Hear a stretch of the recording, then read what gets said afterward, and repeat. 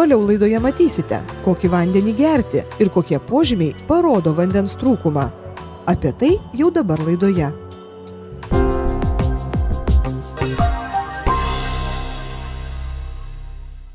Vandens yra įvairių rūšių.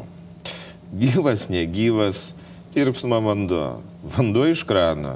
Mūsų vanduo Europoje, Europos Sąjungoje, mūsų ir Latvijos skaitomas geriausiu, gręžinių vanduo. UNESCO duomenim, aplamai Europoje dar geresnis skaitomas Suomių vanduo, gręžinių vanduo, turiu galvoj. Yra visa eilė šalių, kurie, reiškia, neturi gero gerimo vandens. Apie milijardą žmonių pasaulyje neturi gero vandens. Yra didelės problemos ir ligotumas dėl to. Ir infekcinis ligotumas tam tarpe. Visa eilė šalių, sakykime, virš 300 milijonų gyventojų geria jau gėlintą vandenį. Kiti yra Afrikos kai kurios šalys, kurie tiesiog geria baisų vandenį ir ten mirtingumas yra didžiulis, taip toliau. Nesusitvarko su infekciniam lygom. Mums tas negresia. Mūsų vanduo gręžinių labai geras. Kitaip tariant, iš krano mes geriam gerą vandenį. Lietuvoje šiek tiek geležies daugiau. Bet kad geležys pakenktų, reikia daug kartų viršyti normą geležies. Tai mums nėra tai pavojinga, jo labiau, kad vandens tiekėjai kontroliuoja geležies kiekį vandenį. Žinoma, seni vamzdynai. Jie užteršia šiek tiek tą vandenį, taip toliau. Bet mes turim gerą vandenį. Iš krano vanduo yra pas mus, galima sakyti, geras. O dar pagerinti kaip nors šitą vandenį galima? Įmanoma. Vanduo turi parametrus, kurie mums yra svarbus. Tai yra surišta visų pirma su šarmų rūgščių balansu. Sakykime, mūsų organizme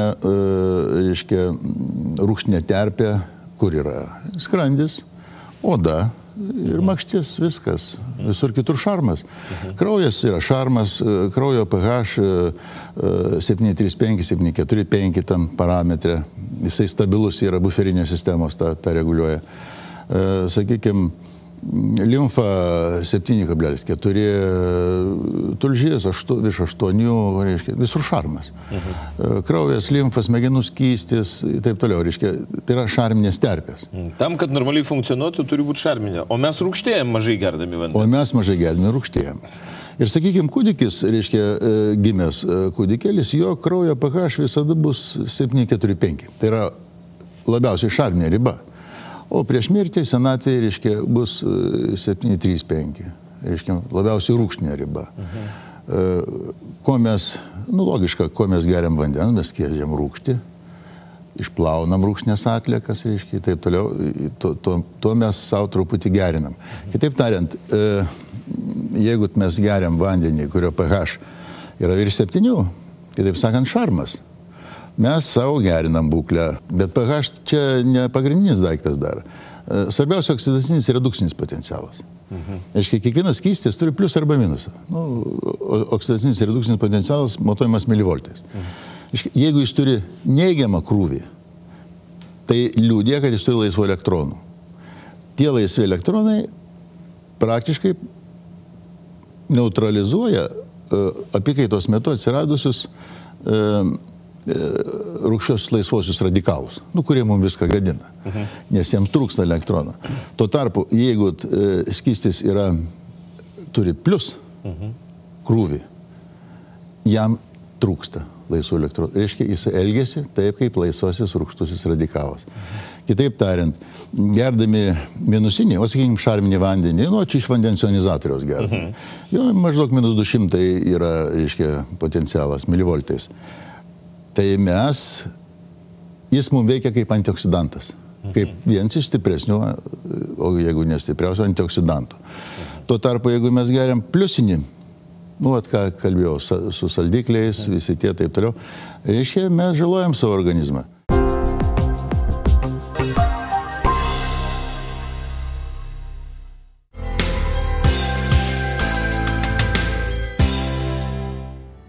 Žinote, ionizuotas šarminis vanduo pagerina medžiagų apykaitą. O jeigu medžiagų apykaita pagerėja, vadinasi, organizmas yra geriau aprūpinamas maistinėmis medžiagomis ir iš organizmo lengviau yra pašalinami toksinai. Ir net nesilaikant jokių alinančių dietų, žmogus gali atsikratyti nereikalingo antsvorio. Parodysiu, kaip tai veikia. Štai, paimkime paprastos arbatos pakelį, juodos arbatos, jos galima įsigyti bet kuriam prekybos mūsų centre. Išpakuojam. Ir užpilkime paprastų vandenių iš čiaupo, kambario temperatūros. Kaip matote, vanduo spalvos dar nekeičia. Paimkim dar vieną tokios pat arbatos pakelį. Ir jį užpilkime šarminiu vandeniu. Tada tą patį pakelį perdėkim į sekančią stiklinę ir vėl užpilkime šarminiu vandeniu. Nereikia net ilgai laukti, kad arbata atiduotų savo savybės vandeniui. Tada tą patį pakelį įdėkime į dar vieną stiklinę. Dabar tą patį pakelį užpilkime vandeniu iš čiaupo.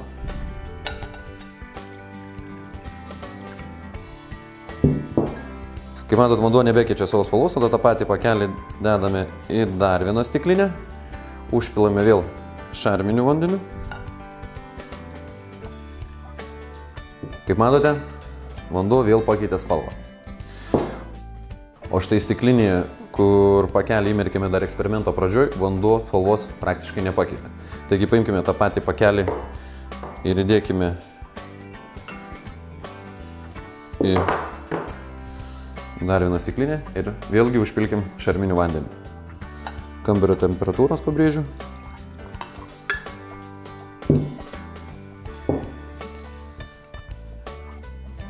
Kaip matote, šarminis vanduo geriau ištraukia iš arbatos jos savybės. Taip yra todėl, kad jonizuotas šarminis vanduo geriau prasiskverbia pro ląsteles ir taip gerina medžiagų apykaitą. Taip kaip jonizuotas šarminis vanduo ištraukia arbatos savybės, taip iš mūsų organizmų ištraukia toksinus.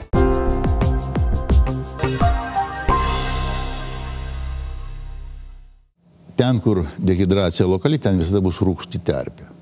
Na, sakykime, tenisininko alkūnė. Iškai perkrūvis per sausgyslės prisirtina prie epikondilo, pastovus perkrūvis, rūgštie terpė, rūgštinė aplinka dirgina nervus, mes jaučiam skausmą. Ir taip toliau.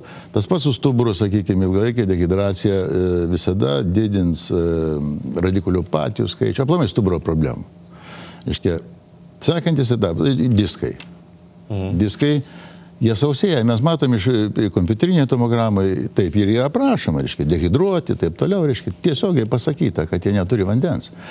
Reiškia, vienas dalykas, aukščiui mažėjant, mažėja angos, per kurias išeina nervas, reiškia, jau ten yra konfliktas, iritacija. Kitas dalykas, sausėja, jis netenka elastingumo. Reiškia, jis gali plyšti, atsiras disko išvara lengviau ir taip toliau, taip toliau. Trečias dalykas, diskai neturi savo kraujotakos, sakykime, jie minta difuziškai. Nu taip kaip kempinė išspausta atleisi, jinai pumpuojas. Prieisim prie to, kad reikia judesio, ne tik vandens, bet judesio. Vėl grįžtam prie tų senų postulatų, kad pakankamas judesys, fizinė, reiškia, apkrovimas, pakankamas vandens kiekis. Jonizuotas vanduo gaunamas jonizatoriui, leidžiant per vandenį elektros srovę. Reiškia, tai sudėtinga? Tai paprasti aparatai, yra ir lietuviški aparatai pirkti, reiškia, panevėžiečiai gamina burbuliukas ir kokybės, ir kainos santykis geras. Žinoma, kas nori paremti mūsų verslą, yra ir visokių kitokių, japoniškų, kokių nori. Kas nori paremti kitą verslą. Tai einant vanduo jonizuoja. Į vieną pusę prie vieno elektrodo eina šarminiai dalykai, kalcis, magnis, natris, kalis, tas, kas mums svarbiausia, ir turim šarminį vandenį. Prie kito elektrodo eina rūgštiniai, chloras, fosforas, reiškia, siera. Tai yra rūgštiniai dalykai. Šarminis vanduo tinka gerti ir mums yra sveikas. Tuo tarpu rūgštinis vanduo, kai kuriais atvejais yra naudojamas, dažniausiai tai gali būti kaip dezinfektorius.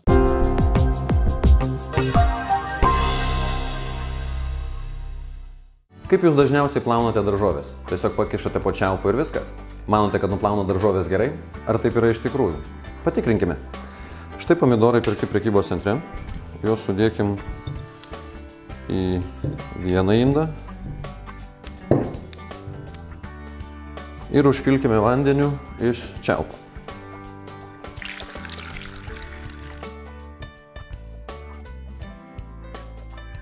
Paimkime lygiai tokius pat pomidorus, Sudėkime juos į kitą indą. Ir užpilkime jonizuotų šarminių vandenį. Kol mirks mūsų pomidorai, parodysim dar kai ką. Štai čia turime sezamo aliejaus. Įlašinkime jo šiek tiek.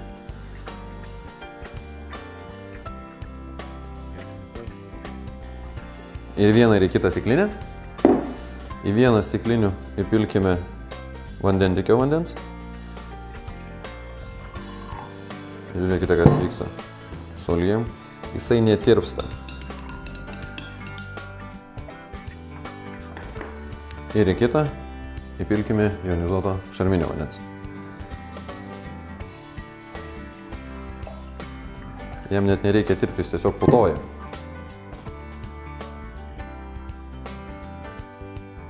Nuostabu, šis eksperimentas dar kartą įrodo, jog jonizuotas šarminis vanduo valo jūsų organizmą iš vidaus. Na, o dabar pažvelkime, kaip laikosi mūsų pomidorai. Išgriebkime pomidorus, kurie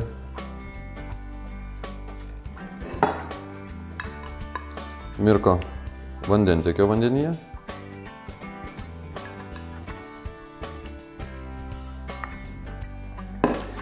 Ir išgriebkime pomidorus, kurie mirko jonizuotam šarminėme vandenyje.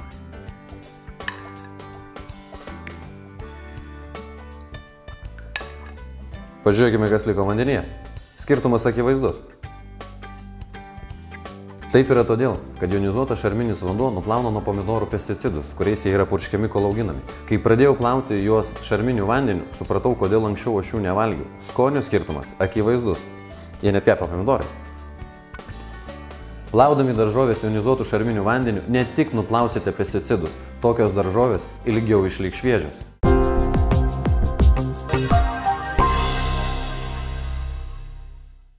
Laidos laikas jau baigėsi.